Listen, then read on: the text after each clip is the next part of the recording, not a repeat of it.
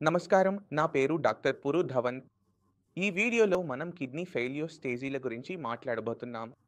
ఎన్ని స్టేజీలు ఉంటాయో, వాటిని ఎలా వర్గీకరించారో, వాటి ద్వారా మనకు ఏమి తెలుస్తుందో, అలాగే మనం పెరుగుతున్న స్టేజీలను ఎలా ఆపుకోవచ్చో, వాటిని ఎలా తగ్గించుకోవచ్చో ఇవన్నీ ఈ వీడియోలో తెలుసుకోబోతున్నాం. మొదటగా ఈ స్టేజీల వర్గీకరణ కిడ్నీ ఫెయిల్యూర్ పేషెంట్లకు ఎందుకు అవసరమో తెలుసుకుందాం. కిడ్నీ ఎప్పుడూ ఒక్కసారిగా పూర్తిగా చెడిపోదు. ఎక్కువ కేసుల్లో కిడ్నీ నెమ్మదిగా, దశలవారీగా చెడిపోతుంది. ఇప్పుడు కిడ్నీ నెమ్మదిగా చెడిపోతున్నప్పుడు దానికి ఒక స్టేజ్ ఇస్తారు. అలా చేయడం వల్ల ఈ పేషెంట్ ఏ కేటగిరీలో ఉన్నాడో గుర్తించడం సులభం అవుతుంది. అలాగే ఈ పేషెంట్‌కు ఎంత జాగ్రత్త అవసరమో, ఆహారం, తాగుడు ఎలా ఉండాలో, ఏ విషయాల్లో జాగ్రత్త వహించాలో తెలుసుకోవచ్చు. గత సంవత్సరం స్టేజ్‌తో ఈ సంవత్సరం స్టేజ్‌ను పోల్చి పేషెంట్ పరిస్థితి మెరుగవుతుందా లేదా మరింత చెడిపోతుందా అనే విషయం కూడా అర్థం చేసుకోవచ్చు. ఇది మీకు అర్థమైందని అనుకుంటున్నాను. ఇప్పుడు ఈ స్టేజీలు ఏ ఆధారంపై నిర్ణయిస్తారు అనేది కూడా ముఖ్యం. మనం స్టేజీల క్లాసిఫికేషన్ చేస్తామంటే మనం కేటగిరీలు ఏర్పరచుకున్నాం. అవి మీ జీఎఫ్ఆర్ ఎంత ఉందో ఆధారపడి ఉంటాయి. కొంతమందికి జీఎఫ్ఆర్ అంటే ఏమిటో తెలియదు. అయితే జీఎఫ్ఆర్ అంటే గ్లోమెర్యులర్ ఫిల్ట్రేషన్ రేట్, అంటే మీ కిడ్నీలు రక్తాన్ని శుభ్రపరిచి మూత్రాన్ని తయారు చేస్తూ మలినాలను బయటకు పంపే వేగం. అంటే ఆ పని ఎంత వేగంగా జరుగుతుందో అర్థం చేసుకోవాలి. ఇప్పుడు ఈ జీఎఫ్ఆర్ ఎలా లెక్కించబడుతుంది అనేది కూడా చాలా ముఖ్యం. జీఎఫ్ఆర్‌కి ప్రత్యేకంగా ఎలాంటి పరీక్ష ఉండదు. మీరు రక్త నమూనా ఇచ్చినప్పుడు అందులో కిడ్నీ విలువ వస్తుంది. అంటే మన 4 పాయింట్ ఏదైనా వస్తోంది. ఇప్పుడు మీ వయస్సు కూడా ఉంటుంది కాబట్టి మీ వయస్సు మరియు క్రియాటినిన్ స్థాయిని ఒక సమీకరణంలో పెడతారు. అప్పుడు మీ జీఎఫ్ఆర్ విలువను లెక్కించబడుతుంది. దీనిని మనం ఈజీఎఫ్ఆర్ అంటాం. అంటే ఎస్టిమేటెడ్ జీఎఫ్ఆర్. ఇది అసలు జీఎఫ్ఆర్ కాదు. ఇది ఒక అంచనా మాత్రమే. అంటే ఈ రోగికి ఇంత జీఎఫ్ఆర్ ఉండొచ్చు అని మనం ఊహించడమే. ఇప్పుడు ఈ ఈజీఎఫ్ఆర్ సహాయంతో మనం వర్గీకరించగలుగుతున్నాం. రోగిని 5 గ్రూపులలో స్టేజ్ 1, స్టేజ్ 2, స్టేజ్ 3, స్టేజ్ 4 మరియు స్టేజ్ 5గా వర్గీకరిస్తారు. మీ కిడ్నీ స్థాయి ఆధారంగా. అది ఎక్కువగా లేదు. యూరిన్‌లో ప్రోటీన్ వస్తోంది కదా! అందువల్ల దీనిని మనం స్టేజ్ 1 అంటాం. అంటే కిడ్నీ దెబ్బతినడం ఇప్పుడే ప్రారంభమైంది. ఇంకా పూర్తిగా దెబ్బతినలేదు. యూరిన్‌లో ప్రోటీన్ ఉండటం వల్ల ఇది ఏదో ఒకటి కిడ్నీతో తప్పుగా జరుగుతోందని సూచిస్తోంది. కొంతమంది ప్రారంభమైంది, అది ఇప్పుడే జరిగింది, లేకపోతే ఇది జరుగుతుంది. స్టేజ్ 1 విషయంలో ప్రశ్న ఏమిటంటే, స్టేజ్ 1లో జీఫార్ ఎంత ఉంటుంది అంటే, స్టేజ్ 1లో జీఫార్ 90కి పైగా ఉంటుంది. మీరు రిపోర్ట్‌లో చెక్ చేస్తే 90కి పైగా ఉంటే అది నార్మల్‌గా వస్తుంది. కానీ యూరిన్‌లో ప్రోటీన్ ఉంటే అలాంటి వారిని స్టేజ్ 1గా డిక్లేర్ చేస్తారు. ఇప్పుడు స్టేజ్ 2లో ఏమవుతుందంటే, స్టేజ్ 2కి చేరుకునే సమయానికి కిడ్నీకి అంత నష్టం జరిగిపోతుంది. కొంచెం కొంచెంగా మీ క్రియాటినిన్ లెవెల్ పెరగడం ప్రారంభమవుతుంది. అది అప్పర్ బోర్డర్‌కి చేరడం మొదలవుతుంది. ఉదాహరణకి వారి క్రియాటినిన్ విలువ సాధారణంగా 1.1 ఉంటే అది 1.2 చుట్టూ ఉండొచ్చు. మనం దీన్ని పరీక్షించి చూస్తే మన జీఫార్ 90 మరియు 60 మధ్యలో ఉంటుంది. అంటే మీరు టెస్ట్ చేయించుకుంటే మీ రిపోర్ట్‌లో జీఫార్ 70 వస్తే, మీరు జీఫార్ 70 వస్తే అది కిడ్నీ ఫెయిల్యూర్ స్టేజ్‌కి చేరినట్టే. ఇక్కడ రఫ్లీగా ఏమైంది అంటే కిడ్నీ డ్యామేజ్ అవుతూ అంతగా డ్యామేజ్ అయిపోయింది. ఇప్పుడు బాడీలో కిడ్నీ తయారు చేస్తున్న వ్యర్థాలను శుభ్రం చేయలేకపోతుంది.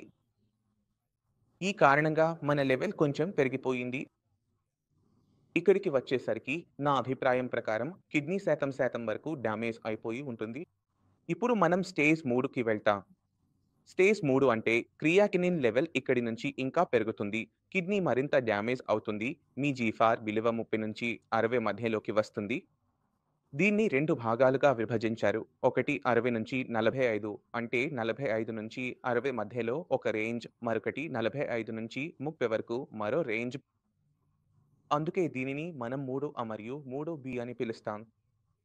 ఇప్పుడు ఈ కేటగరీలో ఇక్కడ క్రియాటినిన్ లెవెల్ 2, 3, 4 చుట్టూ ఎవరిదైనా చేరిపోతుంది. ఇక్కడ కిడ్నీ డ్యామేజ్ 50% పైగా పెరగడం మొదలవుతుంది. కాబట్టి మీ రిపోర్టులో జీఫార్ విలువ 30 మరియు 15 మధ్యలో వస్తే అది స్టేజ్ 4 అవుతుంది.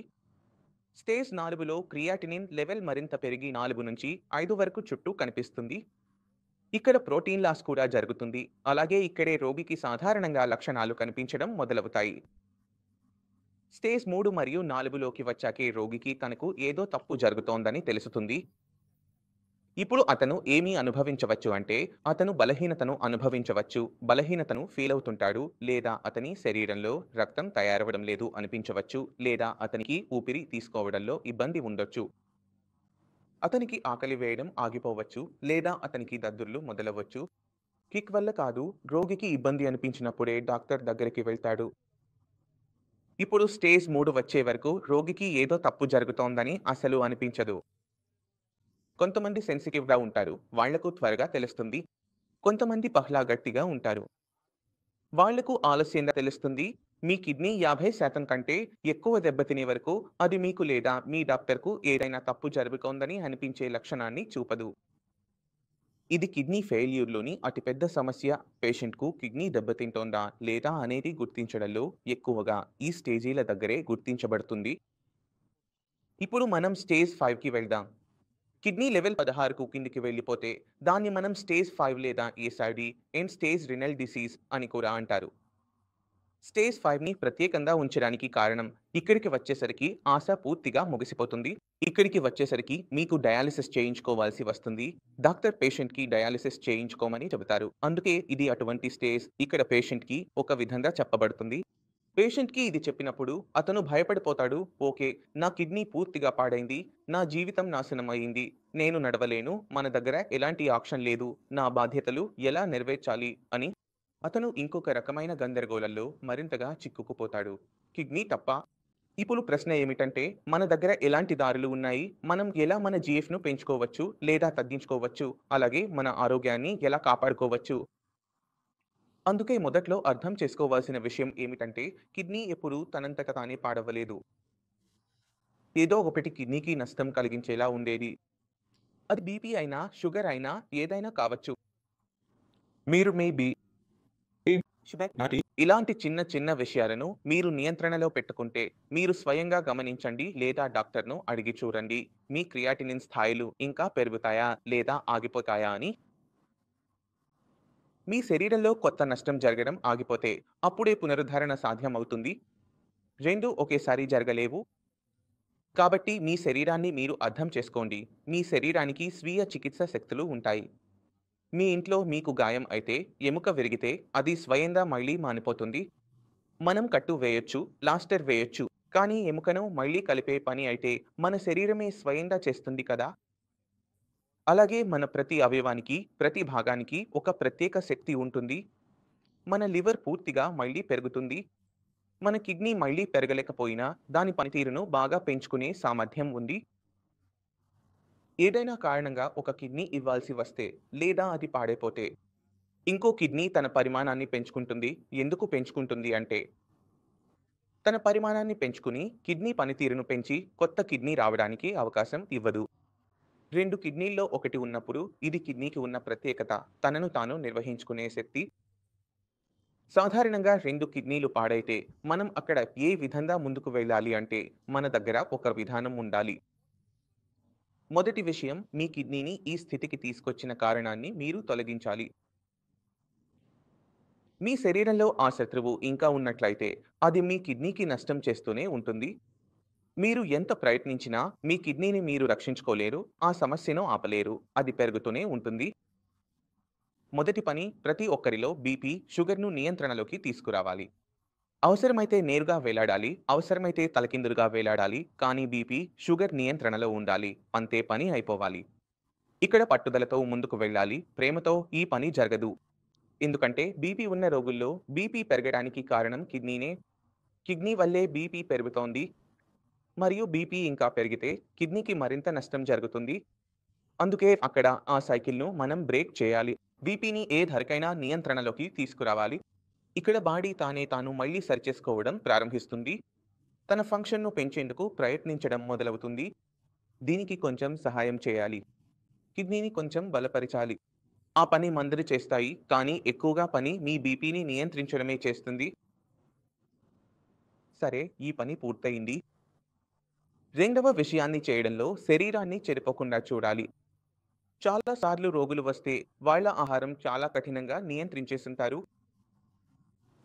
ఇవి కింద తింటున్నారు. రోజులో 2 రొట్టెలు మాత్రమే తింటున్నారు. కానీ చెప్పడానికి మాత్రం ఒత్తిడి పెడుతున్నారు. శరీరం బలహీనంగా ఉంటే బలహీనమైన శరీరంలో ఆరోగ్యమైన కిడ్నీ ఉండదు. బలహీనమైన శరీరంలో బలహీనమైన కిడ్నీ మాత్రమే ఉంటుంది. ఇప్పుడు కిడ్నీకి నష్టం జరుగుతోంది. దానికి శక్తి ఇవ్వాలి అంటే అది పని చేయాలి. మీరు తినడం లేదంటే ఎలా శక్తి ఇస్తారు? అందుకే మనం కిడ్నీ గురించి కాదు, మన శరీరం గురించి ఆలోచిస్తూ మన ఆరోగ్యాన్ని కాపాడుకోవాలి. ఎందుకంటే మీరు మీ శరీరానికి శక్తిని ఇచ్చినప్పుడు అదే శక్తి మీ కిడ్నీకి కూడా వెళ్తుంది. కిడ్నీ బాగా పనిచేస్తుంది. తిన్ను బయటకు పంపుతుంది. మనము మన బరువును తగ్గిస్తూ బలహీనంగా మారుతూ పోతే అక్కడ మనకు ఉన్న ఎంపికలు తగ్గిపోవడం ప్రారంభమవుతుంది. పేషెంట్‌ను మళ్ళీ ఆరోగ్యంగా చేయడం చాలా కష్టమవుతుంది. ఎందుకంటే ముందే ఒక వ్యాధి శరీరంలో ఉంది. కిడ్నీ బలహీనత వల్ల మరిన్ని వ్యాధులు రావడం ప్రారంభమవుతుంది. హృదయ సంబంధిత సమస్యలు రావడం మొదలవుతుంది. శరీరంలో నీరు చేరడం మొదలవుతుంది. ఇంతటి సమస్యలు ఒకేసారి ఒక పేషెంట్‌కి వస్తే అది డాక్టర్‌కి కూడా కష్టం. పేషెంట్‌కి కూడా కష్టం. ఇక్కడి నుంచి ఇకపై ఎలాంటి తప్పు జరగకూడదంటే అక్కడ పేషెంట్ తన ఆరోగ్యాన్ని జాగ్రత్తగా చూసుకోవాలి. ఆహారం సరిగ్గా తినాలి. కొన్ని విషయాల్లో జాగ్రత్తగా ఉండాలి. అది పడుతుంది. దానిలో నేను ఏమీ చేయలేను. బెల్లం వద్దు, మామిడి వద్దు, నాలుగు వద్దు పాపడ్ వద్దు, ఇవన్నీ ఆపేయాలి. కానీ రొట్టె, కూరలు తినాల్సిందే కదా! మిగతా అవయవాలు కూడా ఉన్నాయి కాబట్టి మనం మనల్ని బాగుగా ఫిట్‌గా ఉంచుకుంటూ ఉండాలి. మనమిది అన్నీ పర్ఫెక్ట్‌గా చేస్తే కేవలం అవసరమైనదే మిగిలిపోతుంది. ఇవాళ నేను